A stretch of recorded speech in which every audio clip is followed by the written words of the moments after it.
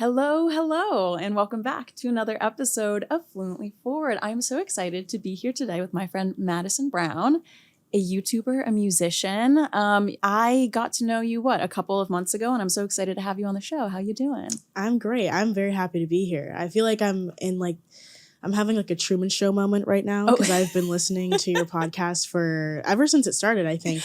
So I'm like in the show now, which is like kind of spooky, but amazing. I love that. I have been obsessed with your YouTube videos because you cover everything. And a lot of the times we've both done episodes covering the same topics, like talking about like dark femininity and all those different, like you cover these different niche trending topics and you kind of like break down what Gen Z and millennials are talking about on TikTok, online. How do you kind of like define what you do? Yeah, I think what you said is pretty spot on. I feel like other people are better at describing my content than I am. No, it's relatable. It's just kind of like, yeah, I don't know. I talk about whatever because I like went into social commentary first and then I did like music, pop culture commentary. And now I'm kind of back into like what I started with social commentary and talking about like trending topics, especially women related type of issues like with fashion or beauty standards, plastic surgery, things like that. Yeah. And I mean, I'm so excited to have you on for today's episode because you are literally perfect for it because we're going to be talking about comparing different female pop stars and like why people view it so triggering to compare female musicians. Do they like it? Do they not like it? Examples of folks who have kind of been in this arena. So the main examples we're going to be talking about today: Ariana Grande versus Mariah Carey, Beyonce Knowles versus Chloe and Halle Bailey, Taylor Swift versus Olivia Rodrigo, and of course the ultimate Britney Spears versus Christina Aguilera. You're a big Ariana stan, and you've done a bunch of content around her as well. So I kind of want to dive into her first, but my first question before we like get into these celebrities is for you as a musician, why do you think musicians hate comparison? Because like I've dated a few of them and anyone who ever, like anytime you meet a musician, you want to say, oh, what's your music like? And I remember asking you this when we first met. Every single person, they give you this like speech where they're like, well, it's not like one thing you could compare it to. Like it's kind of a mixture. Like musicians don't like comparisons. Is that true? Yeah, it's definitely true. I mean, if someone was like, oh, what music do you make? I usually just say pop and R&B. But when you compare them to a specific artist, that's when they get annoyed because, you know, artists are so sensitive and like that's what makes their art so good. Yeah. And so, you know, we want to be original and we want to be different and we don't want to sound like someone else, or we don't want to be accused of being like a ripoff of somebody else. So if you get compared to like the same person over and over again, especially, it can get annoying. Like people always say, oh, you sound like Ariana Grande. And I love her, so I don't take it as an insult. She's an incredible singer. But I never want to be like an Ariana Grande ripoff, or I don't want to seem like I'm trying to be her. So I think that's why artists like get annoyed because they want to do something that's original, different. Like even, I don't know if you've seen Billie Eilish's documentary. It came out a couple years ago. No. But she was playing a song for her parents and they're like, oh, it reminds me of this. And like her and her brother she were like like smashes the car. Yes. Fuck you, mom. Literally burns the house down. She's like, how could you say that? No, it's just like, it's very common for artists to get annoyed by that because it is people's first instinct to compare something to something that is familiar. And I don't think that's like them trying to be offensive. That's just like a human thing. I think that all the time, like comparisons, and I understand why it's annoying, especially for artists in the sense where like if someone says to Timothée Chalamet, oh my God, you're like the next Brad Pitt, it's not as offensive because you're acting, you're playing a different character versus an artist. Like you're like, that's who I am. Yeah, it's an extension of your person. Like, but you know, people do this because like for just the average Joe who doesn't know anything about music, if somebody says to me, oh, my music is like a mix of Taylor Swift and Lana Del Rey because I write about boys and romance, I'd be like, oh, I love it, now I want to listen. Right. Versus an artist being described as that, they're like, I'm not Taylor and Lana, I'm like my own person, I'm Megan or something. So a fun story for this is my old manager set me up with a like independent record label, and I was like sending her my music and stuff. I was like, it's not mixed yet, whatever. But if you want to send it to them, you can, so they know what I'm working on. And she sent this song to somebody else, just like a friend of hers who's an quote unquote artist. They weren't a musician. They just like worked in the arts or something. And I was telling her like, yeah, like here are my references, because every artist has references. And she comes back to me and she's like, well, my friend said that there doesn't need to be another so-and-so. And, you know, you have to like, you know, like your music is too generic. And I was like, no, I'm not trying to be this person. I'm just giving you references for the work. Yeah. References are completely normal. I'm not ripping anybody off. And I like really pissed me off because I'm like, fuck you. Like I'm not. I would have steered into it. I would have been like, well, that bitch is getting older. So Hollywood always demands another one of them. Someone's got to take her place. And here I am, you know, Right. like, yeah. It's stuff like that where like, you know, I could take. It penalizes basically people, right? For being compared. Right. Yeah. Huh. Okay. So I feel like I understand that now, because obviously I was coming at it from the direction of like, isn't it always like such a compliment to be compared? And it is once or twice, just not all the time. And with the phrasing of like, oh, you're the next, or you're trying to be blank, you know? People really hate that.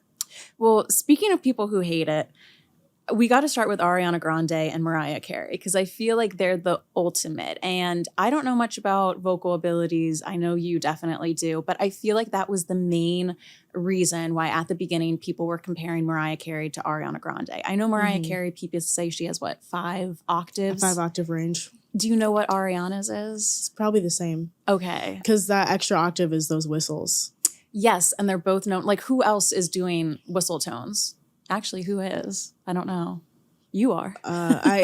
Yeah, please stream my music. I don't know anybody who's as popular as Ariana or Mariah who's doing whistles. Like even Whitney didn't do whistles. Yes. So I'd say the only singer, I think Hayley Williams has a 4-octave range. Okay. Paramore, right? Yeah. Okay. I've never heard her do whistles though, so that's why I'm saying 4. Yeah. It could be 5, I don't know, but yeah. Well, that was one of the things, right? It was the octave range, it was the whistles, and also it's kind of like what came first, the chicken or the egg. But Mariah Carey has always had this diva reputation, and Ariana got it pretty quickly too. And I think a lot of people forget about that, because like there was Ariana's reputation before the Manchester bombing and everything with Mac Miller, and then there was her reputation afterwards. Right. And I feel like trauma changes a person, right? But the reputation she had before and after were vastly different. And people now think of Ariana as, I don't know, like she has a different reputation post, but beforehand, she really had rumors and people talking about how she was hard to deal with. She was the next Mariah Carey. She thought so highly of herself. Her head was so huge. What do you believe is the true Ariana? Because you know a lot about her.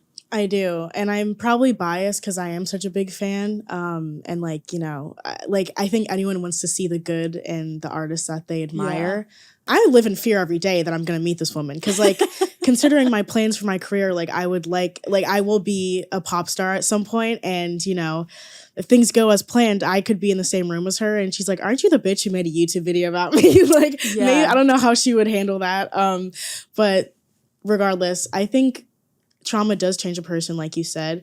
And I mean, I don't know much about the diva stuff other than like she licked a donut and people were like, oh, she's such a brat. Like, yes, you know, such a donut licker. Well, I mean, it was all basically rumors. And part of me wonders, like, did they stem from the comparisons to Mariah Carey? Right. Yeah. Because she has the voice of a diva. So it's like, yes, why not put that trope onto her? I don't know, because like I think you should always be kind to people, but I mean Mariah Carey, I'm like, if anyone's gonna be a diva, I think she's allowed to be, because she's just so fucking good at what she does. It's exactly. Like, the bandwidth of like what you're able to get away with definitely increases with your talent, I think, as it should. I think that there's another aspect to these comparing of female pop artists where I think youth comes into it. And I'm reminded of like Game of Thrones, where like Cersei was worried that Daenerys was gonna take her throne. Yeah. Dumois fluently forward. What? What's the beef? Or like Mariah Carey and Ariana Grande, where I feel like the older,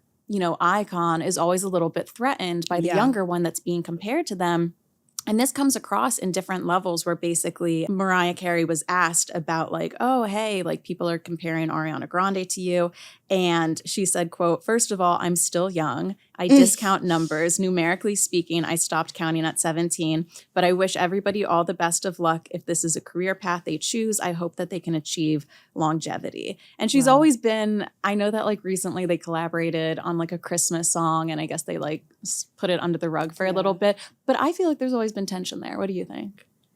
Yeah, I mean, she was on Andy Cohen, and I remember she was like, I don't know her. Yeah. He said, "What about Ariana Grande? Do you know her?" And she said, "No." I'm like, yeah, which well, is you know like, of her. obviously, you know who she is. Like, because it's not like she was still on Nickelodeon at that point. I don't think. I don't remember when that interview was, but I feel like she was. I mean, she was big. She was definitely past Victorious, and then she continued too. I don't know when early in the career was, because he was like, "Oh, you know, so like earlier in your career." And she goes, "Honestly, I'm not familiar. I listen to hip hop more than I listen to pop music." Oh my God. She's and I so feel shady. like, I love it. right? I feel like there's one element of shade where it's like, oh, she's like so young, to I wish her luck in her career is kind of shading. Like, I don't think that you're going to make it. And then number 3 is like, oh, you're just pop fluff music. Right. I feel like that's such a common diss, is like, oh, I don't listen to pop music. Like, I don't. Do you not have a radio in your car? Doesn't everybody listen? It's pop for popular. I mean, Mariah Carey is a very intelligent woman, and she's been in the industry for a while. I'm sure she doesn't care to keep up with every up and coming artist anymore, but I'm sure at the point of that interview, I don't know, she probably knew who she was, and maybe she was just annoyed with the comparison. So she's like, I don't want to talk about this girl because everyone keeps saying she's coming for my throne, or like she's trying to be me, or whatever. You know what I mean? Like, I'm trying to put myself in the shoes of Mariah Carey. Like, if I was Mariah Carey, I was just like seasoned veteran musician, and people are like nipping at me being like, oh, this girl from Disney Channel or whatever is trying to be like you. I'd be like, shut up. Yeah. I mean, I think she could have given her a bit more grace, and she obviously came around eventually, right? Because they seem chill now.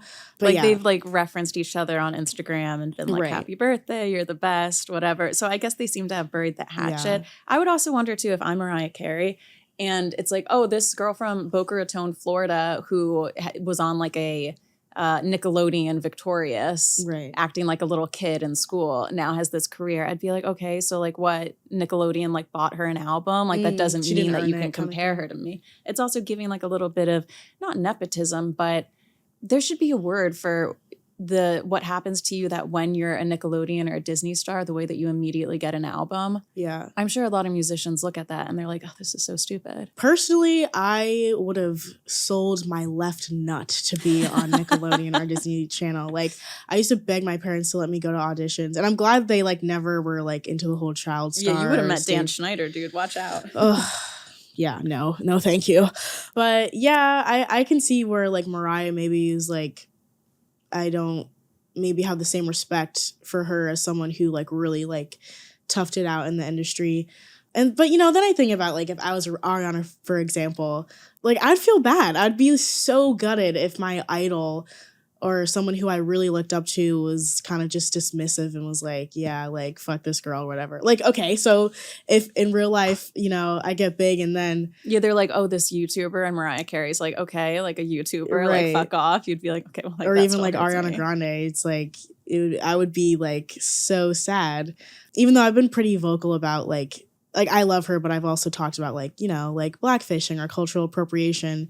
And so I guess maybe it would be a bit warranted if she didn't like me. But other way around, dude, it would be warranted if you don't like her because of that, you know, but we'll see. I am so excited to tell you this week about Sakara and their flexible signature nutrition program. I have been eating on this plan for the last week, and I love everything about it. If you follow me on Instagram, you know that I talk about how I was vegan for 3 years. You know, I typically eat about 80% vegan. It just feels more aligning. It just makes me feel great when I do it.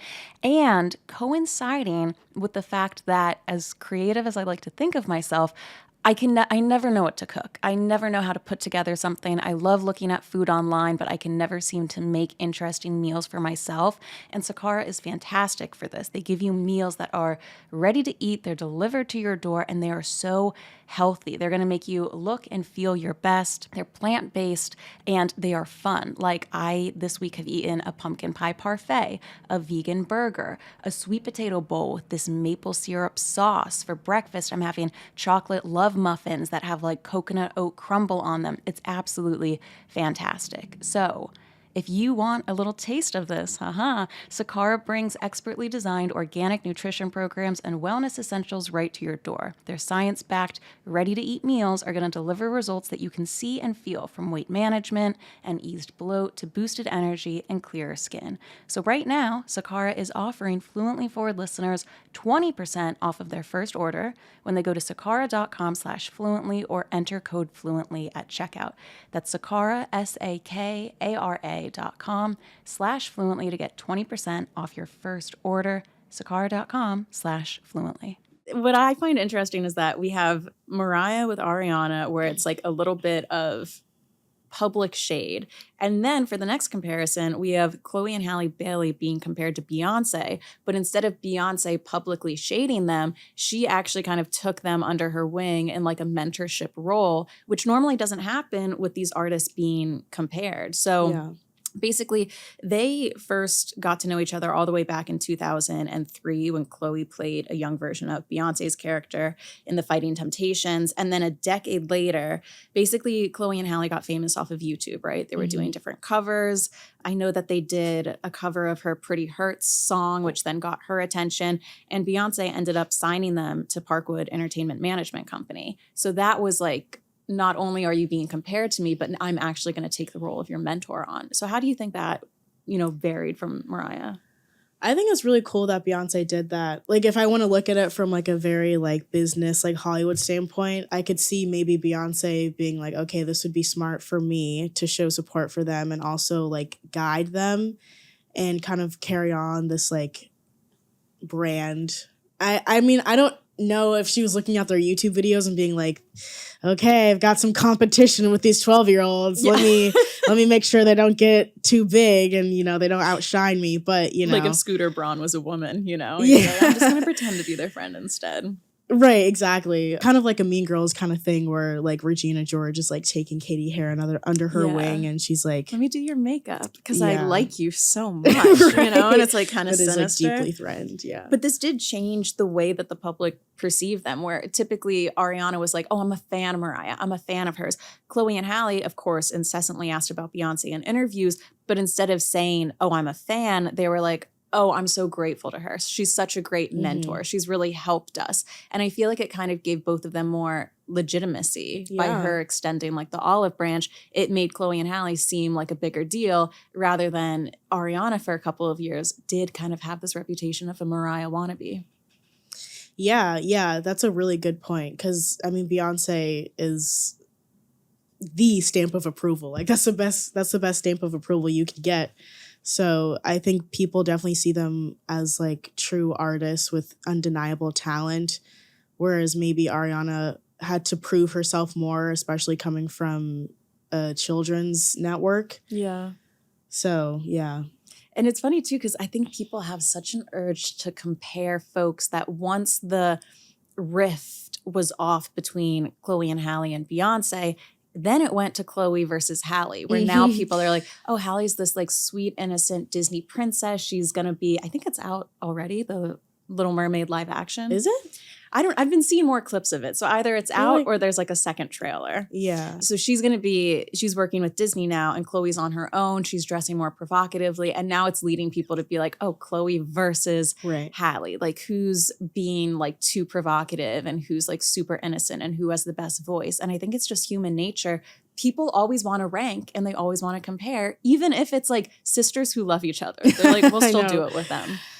Yeah, I know. It's crazy. I thought they were twins for the longest time, too. Which okay, have you seen Grownish? Yeah, so they're twins in the show, right? They're okay, twins that's in why the I show, thought which they were. Made it so confusing. And they do look alike, which, by the way, side note, I started watching Grownish, and it's such an interesting TV show to me. Anyone who's watched it, let me know in the comments, because they use this form of narration on the show where, like, what's her name? Yara Shahidi. Zoe, though, that's her name in the show. Yeah. And isn't it? Yeah. So she'll narrate different things that are happening, which gives it very much like a G-rated Disney theme, but they're doing the most X-rated stuff. So she'll be like, Right. you know what it's like when you have a train ran on you. Like what I really love, she's like, what I learned from this experience of doing cocaine every single night was that you got to have your friends around you. And I'm like, it's so weird because they covered the most like out there topics, but she talks about it in such like a like, I don't know, Mr. Rogers type of way. Do you know what I mean? That is so on point because that reminds me of that episode where she did like Adderall or something. And then she's like, whoops, went online shopping for 16 hours. I'm like, what? You just did meth, bitch. What are you talking about? But she was also addicted to Adderall. And in the show, she's like, isn't that so quirky of she's me? like, if there's like one thing that I know about being an addict, it's that this train never stops. I'm like, and in the background, it's like the xylophone. I'm like, wait, what? So does she have a problem? Or like, is this funny? All we're missing is a laugh track. Like, what's going on? Yeah. So anyway, it's an interesting show. But yeah, they were twins in it. And I do think Chloe and Halle are going to get back together one day and make music again. Like, I don't think that... They didn't break up, did they? I don't think they broke up. It's just that Chloe's like doing it on her own Right. and Halle isn't doing anything while she, I don't know, probably takes a huge check from Disney. Yeah, for sure. I'm sure like once this Ariel little Mermaid. She is a princess. little woman. Once the Little Mermaid run is done, I'm sure they'll go back to making music. And I'm sure everyone will be happy because I've seen a lot of their fans online be like, what are you doing, Chloe? We want the avant-garde, Afro-centric, like cyber, what is it called? There's like, their brand is like, it's like cyber Afro something. I don't know. It's cool. I'm like blanking on it right now. Fans want more of like that Chloe Halle, like unique sound, whereas people don't really love Chloe's music, her solo music as much because it's more, I guess, accessible, like pop, it's not R&B. as like unique. Or, they're fantastic. Afrofuturism. That's what it's called. Afrofuturism. Yeah, that's like a big like aesthetic within their music, like visually, and I would say sonically as well. But definitely that Beyonce influence for sure. Yes, yeah. So it'll be interesting to see what happens with them. Now, the next comparison we have, so Mariah, Ariana, public shading. Beyonce, Chloe and Halle, mentorship. Taylor Swift and Olivia Rodrigo, litigious fighting. So this was like a third aspect of this where basically Olivia Rodrigo's coming up and she's constantly being compared to Taylor Swift. I think because it's this idea of like a girl, like the songs are like a page out of your diary and it's all about boys and heartbreak in high school. And they were like, oh my God, she's the next Taylor Swift. So Taylor could have taken her under her wing like Beyonce did with Chloe and Halle. And it kind of seemed like that was going to happen at first. They were talking on Instagram. They were supporting each other. There were photos together. And then Olivia Rodrigo comes out with Sour and Taylor Swift's lawyers get litigious. And it turns out that songwriting credit goes to them for Deja Vu, for New Year's Day. And really? Yeah. So New Year's Day, or sorry, not New Year's Day, One Step Forward, Two Steps Back. That Olivia Rodrigo song, the beginning of it is exactly the same as Taylor Swift's New Year's Day. And she said, like, you know, that was the inspiration for it. She already gave credit when the album came out. Okay. Then after the album's out, this is when we had Paramore getting credit for Good For You. And then Taylor Swift, Jack Antonoff, and St. Vincent all got songwriting credits on Deja Vu. Oh my God. And this happened after the album already came out. So a lot of people were like, basically, I think there's a lot of people online who don't know much about law. I saw a lot of people online saying, there's no way that Taylor Swift asked for songwriting credit. I bet her lawyers just went ahead and did that because it sounded so similar. And I'm like, if you think that lawyers pro bono decide to like on the weekend spend their free time being like, without Taylor Swift telling me what to do, let me just throw some lawsuits people's way. Like, it doesn't work that way. Well, I remember Hayley Williams said something about the Good For You thing and was like, yeah, our publisher was like, you know, this belongs to you, or like, you know, their publisher was basically the one who initiated it. And I'm also a huge Paramore stan, so like I definitely have my rose-colored glasses on with that because I'm like, Hayley Williams would never take something from a young, spry songwriter like Olivia Rodrigo. Right? Although, do you think the songs were similar?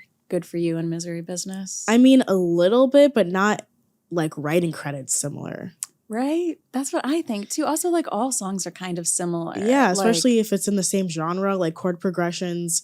There's certain chord progressions that are popular in certain genres, and this chord progression that's used in Good For You is a very like popular pop punk chord progression. So I don't think it's just so fucked up. Like the music industry right now is so weird. Like obviously nothing is like 100% original, but I mean the copyright is just insane. Like I don't understand how people do it. You could copyright a song and not even know it.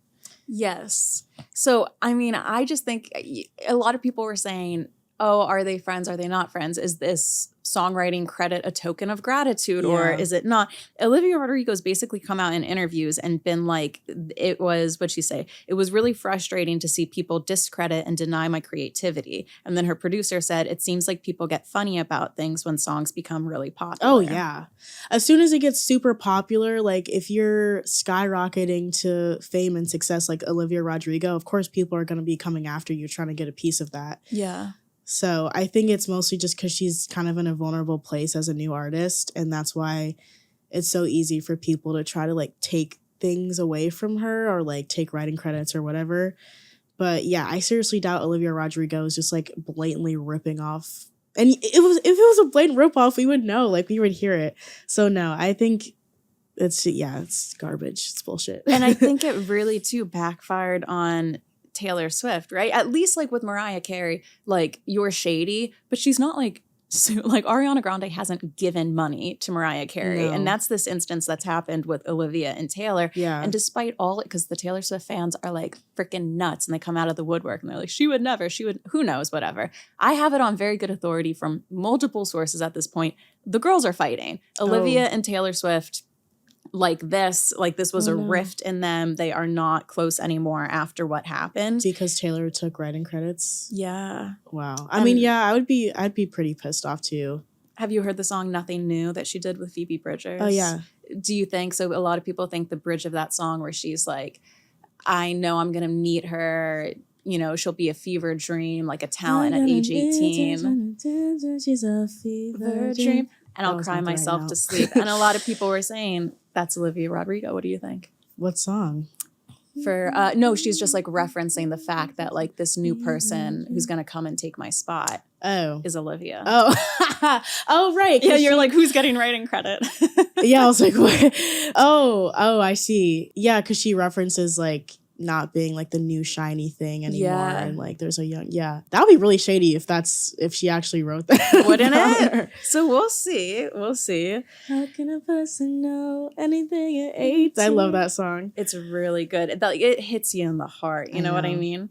So those are the three comparisons we have of an older pop star being compared to younger pop stars and different like riffs between it and how you handle it. Either shading someone with Andy Cohen, either taking someone under your wing, or suing the shit out of them. Dude, And that taking has to some be of the their worst money. ones. Just suing them. They're like, yeah, fuck you.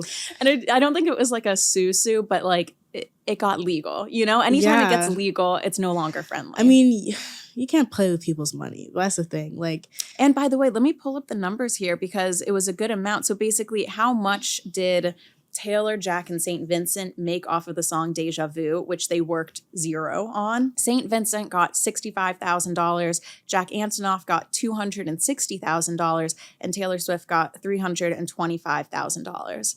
So imagine not working on a song at all and then a check for $325,000 showing up. yeah, that's bullshit. Like people work years to make that type of money, Yeah. and Taylor just like got it from Olivia. And it's not like she needs it. No. Okay. The amount of money I paid to go see her in tour in May, like, trust me, she doesn't need it. This show is sponsored by BetterHelp. So BetterHelp is online therapy. It's very convenient, very easy to use. If you've never done therapy before, it's a great like first step to see what it's like. I think a lot of people are kind of nervous about trying out therapy, but I love therapy. I love therapy when anything traumatic happens, when you do a move, when you go through a breakup, when you get or you lose a job. But it's also helpful, I think, too, just to help with your self-awareness, right? Your understanding and your thought patterns. Do I need to set boundaries? How do I do that? Can somebody help give me a script for a hard conversation I'm about to have with a friend or a lover? anything. So I think it's fantastic. If you're thinking of starting therapy, give BetterHelp a try. It's entirely online, designed to be convenient, flexible, and suited to your schedule. So you can discover your potential with BetterHelp. Visit betterhelp.com/fluently today, and you can get 10% off your first month. That's BetterHelp, HELP.com/fluently. Now, the last one we have here is the iconic original comparison, Britney Spears versus Christina Aguilera. They were both teenage cast members in the Mickey Mouse Club in the early 1990s, and then they both went into music. They kind of released their singles at the same time, 1998 and 1999. And what was interesting is that immediately they were pitted against each other, and because they were both kind of trying to corner the good girl image market at the same time, it was like a rush for who's the most good girl. Christina Aguilera's first album is like a white lace shirt smiling at the camera, but then Britney's on her knees in a cardigan smiling. So then Britney cornered this good girl image area, and Christina Aguilera kind of had to pivot into like, I'm a bad girl. And immediately everybody took off running with that. It divided them, and they just like put Britney up here and said that Christina would always be second fiddle. What did you think about the rift between them? I always found it interesting because, like, yeah, they come from the same place with, like, Disney and everything. They're both blonde and white, and that's kind of the only thing I really see similar within them. Like, Christina has such a different voice, although Britney kind of had a similar voice to her when she was younger, and then there's, like, the whole conspiracy about the baby voice thing. Yeah. Yeah, they just seem like such different artists to me just because of how they sound.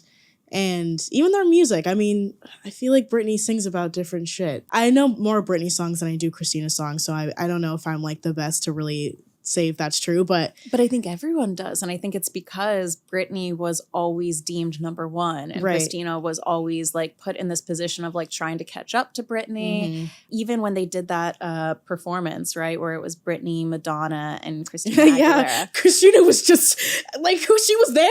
People forget that she was even on stage. Like, and I know she was mad as fuck. She's like, right? Y'all cropped me out of the fucking picture. I kissed her too, goddammit. And people forget about that. Like, it's crazy. Like, oh man, I'd be mad too. I'd be pissed. So I think that was really interesting too, especially because Christina Aguilera arguably had the better voice. And I feel like you see this too, even with like Demi Lovato and Selena Gomez. Demi arguably has the better voice, but Selena was more popular. So isn't that weird? It's got to be extra frustrating as an artist to be like, okay, I am unequivocally like a better vocal range, a better artist, but you have the better like image marketing going for you. So now you're in the number one spot.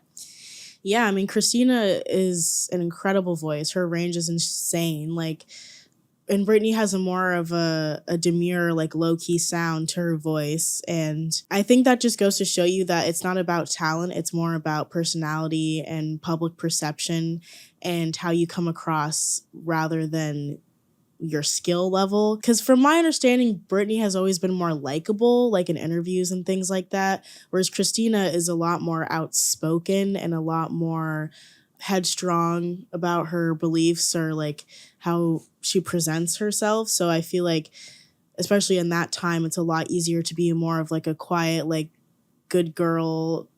Regardless of how sexy you are, it's a lot easier to just kind of like sit there and nod and smile. Because like, I mean, they were saying such crazy things to Britney, and she was just such a like good girl about it and just kind of like accepting it as it happened rather than fighting back. Whereas I feel like Christina was a lot more likely to like fight back against certain things. Yes. You know? And I think that was very true of the time. Like, what was that movie they did about the women who were sexually abused at like Fox News by that guy? Oh, the one with Margot Robbie. Yeah, and Charlize Theron was, what's her name?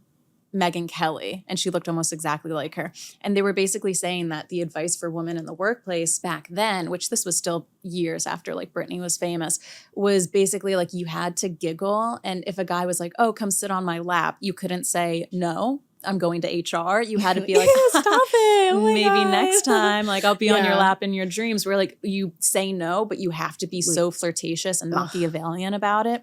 And that's what Britney would do in her interviews. They'd be like, oh, so what's it like wearing your underwear? She'd be like, love it. You know, like instead of Christina, who would probably be like, shut the fuck up. Like, don't you want to hear about my octave range or something? Yes. Yes.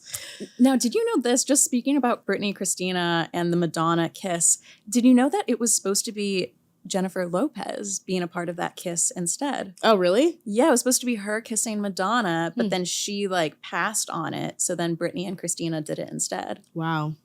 Well, I mean, no shade to J-Lo, but I feel like Britney probably was the one who made it so iconic. Me too. Like, I just can't imagine J-Lo and Madonna kissing. No, I don't think people would care. No. I don't think so. Not even Ben Affleck.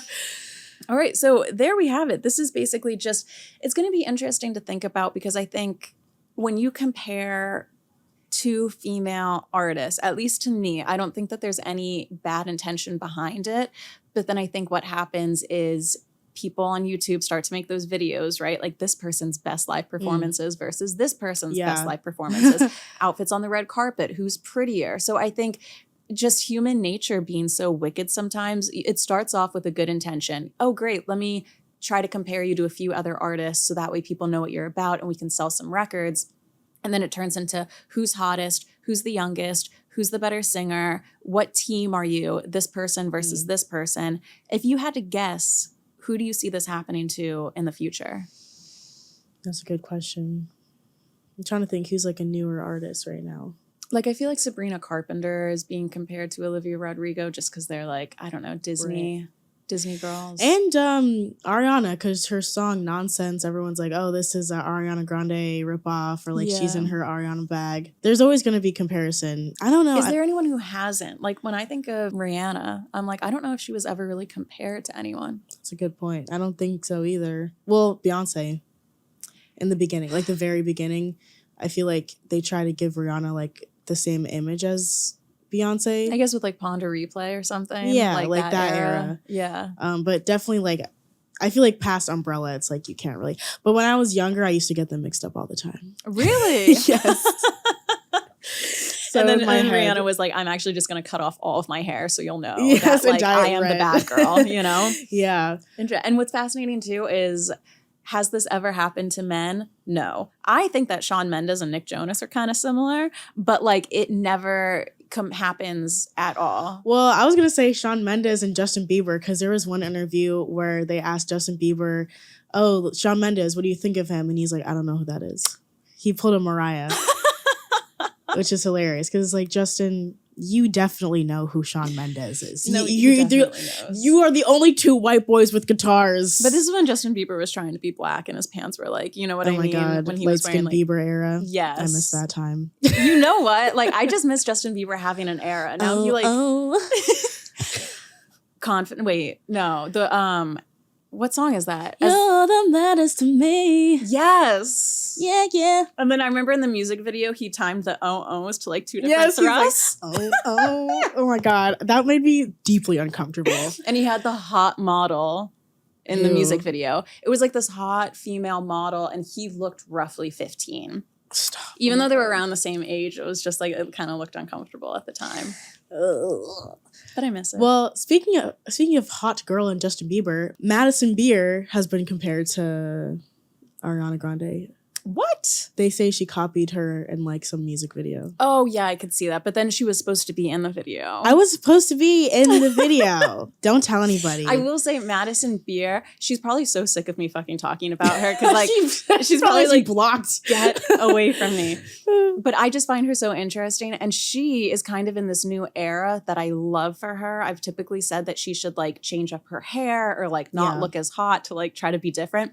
Her latest music video, Show Me Like You Do or whatever, let me look it up, but she is now doing like the Bond girl era, and I think Showed Me How I Fell in Love with You, that music video, everyone should go check it out. She looks incredible. Like, you know what, steer into being hot and just be like a Bond villain girl on a train who's like killing people while you don't sweat at all, you know? Yeah.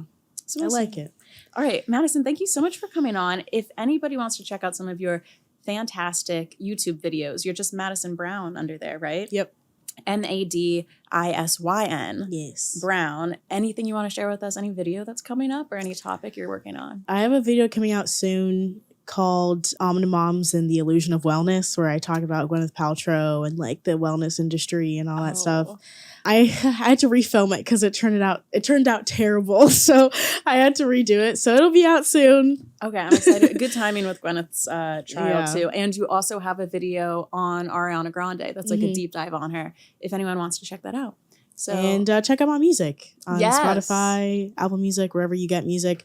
It's just my first name, Madisyn. drop a comment and see who compare Madisyn to someone in the comments. Be Oh my like, God. oh, this is exactly. I blah, literally, blah, blah. I hooked up with a guy recently and I played him one of my songs and he was like, you sound like Ariana Grande. And I was like, this will never escape me. But you know what? That's like for like some like dumbass guy to like say something. It was like a guy compliment, you know? Yeah, of course. Yeah. Exactly. It wasn't like some asshole on the internet being like, you're trying to be Ariana Grande. Can you imagine you're hooking up with him and he's like, so you're in your Ariana era? Oh my God. I'd be like, get away. All right. Thank you for coming on. And we will see you next week for another episode of Fluently Forward. Bye, guys. Bye.